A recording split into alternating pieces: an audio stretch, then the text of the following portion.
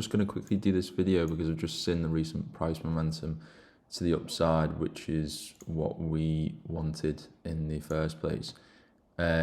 So obviously before we had the 11 o'clock open here, and then we saw the break structure to the upside.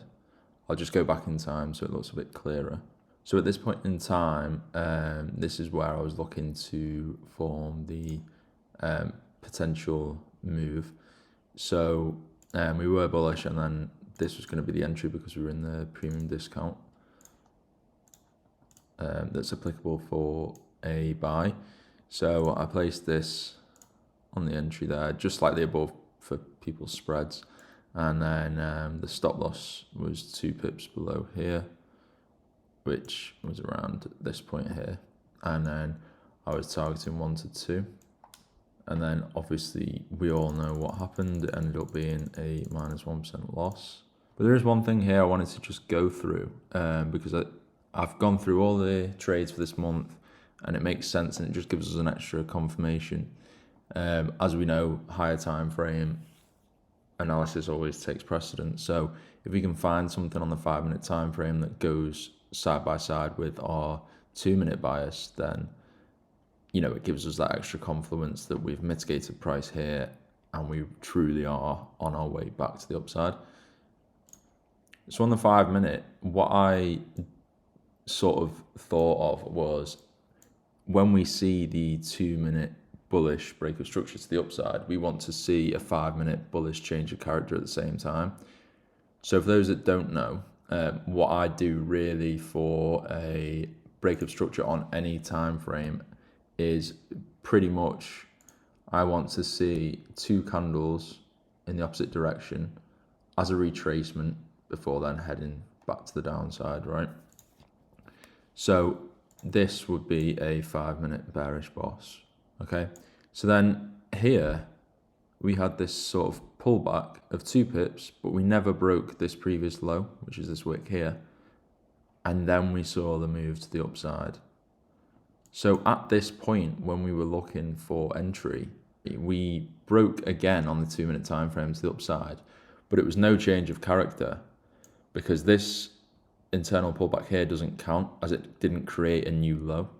So in fact, to actually allow this trade to happen, we couldn't have seen a bullish change of character or a 5-minute bullish change of structure unless we went above this high with a full body close. So let me show you why this is really applicable for going forward. Okay, so I've played price forward, and if we look here, right, this was the old low, wasn't it? And then we just ranged about. So what we wanted to see was a break below this wick here. So I'll bring this across, and we got the break of structure here. Then we got the retracement of 1 candle only. I require 2 for a structural break of structure. Okay, so this was only 1 candle, then we created a low. So overall, this from this point here, this wick high, to this low here on the 5-minute time frame, that is one piece of price, that is one leg of price action, right?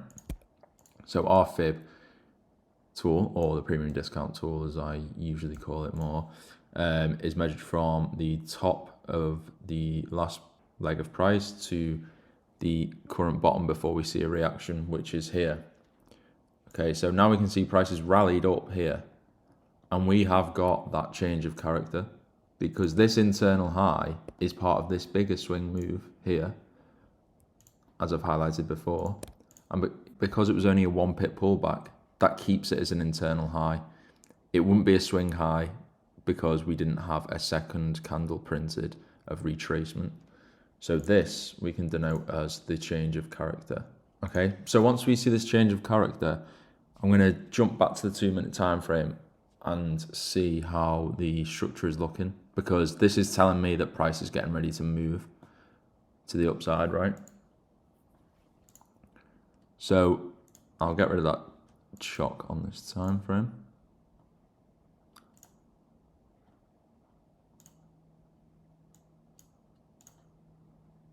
So you can see that 5-minute change of character was here, which lines up as a 2-minute break of structure on this time frame. So that extra confirmation works really well. So once we see the 2-minute break of structure from an area we want to see price react from, which was always this area as I showed in my analysis earlier, once we've got that break of structure and it also lines up as a 5-minute chalk minimum on the 5-minute time frame, we can look to execute a position because we have that extra confluence on the time frame above on the 5-minute that price is going to go to the upside. So on the 2-minute, we go from the low to the high of the swing structure. And like in the 5-minute time frame, this is a swing break of structure because we had a minimum of 2 retracement candles in a row before then creating a new low. So what we do here is we simply wait for price to retrace into a zone around this 0.5 region or below, and we look to place an entry. So this is my entry zone, and I will touch more on how I gather these entry points now. But you can see if you look between these 2 bearish candles and this large bullish candle, we have imbalance between them. Yes, it's been wick before, but that doesn't matter. That just shows that it was a reaction point. You can see clearly there's still imbalance left in this area. So when there's imbalance like this, price is drawn to it before then setting off to create its next leg of price. So I would set the buy limit here and the stop loss 2 pips below here, because 2 pips accounts for spreads, right? But I actually only do the 2R based off of a 1 pip below stop loss because, you know, theoretical trades are different to spreads, and spreads can vary. Brokers, no matter who the broker is, sometimes they can just choose as and when they want to higher your spread. So it's always important to just make sure that you've got the extra spread covered. And obviously as well, spread accounts for when taking profit. So, you know, price might reach here on trading view, but actually you need price to go another further pip up to the upside before the markets actually take us out for take profit. So again, I'll touch on that more in the future, but for now, I'll just play price forward and see if we would have got tagged in. So as you can see, at 20 past 1-ish, we would have got tagged in. And I'll just let price play forward, and we would have hit the 2% profit target. So obviously it's easy to do this in hindsight because I've already seen the move. But the thing is, with this being a trial month and it being quite new and I'm still developing it, you know, something like this is crucial to understand, because at first I thought maybe it was because of the day of FOMC, but look, there's clear momentum still in the markets from this reaction point around 4 hours, 5 hours before FOMC release. So in fact, the actual issue wasn't FOMC being today, but more the fact that we didn't have any form of minor structural break on the 5-minute time frame, even after seeing 2 break of structures to the upside on the 2-minute time frame.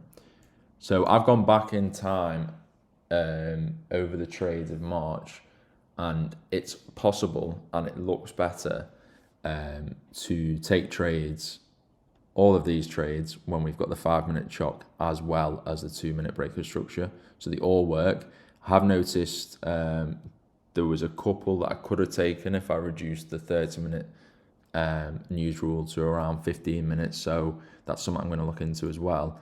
But hopefully that makes sense. And this is what I will be implementing going forward, because not only would we have avoided a loss, but we would have actually gained a win as well, to make it 3 wins executed on the bounce.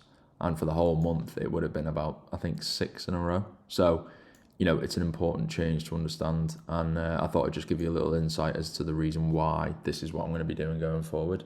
We'll see what tomorrow brings. And yeah, hope you enjoyed the insight. Speak soon.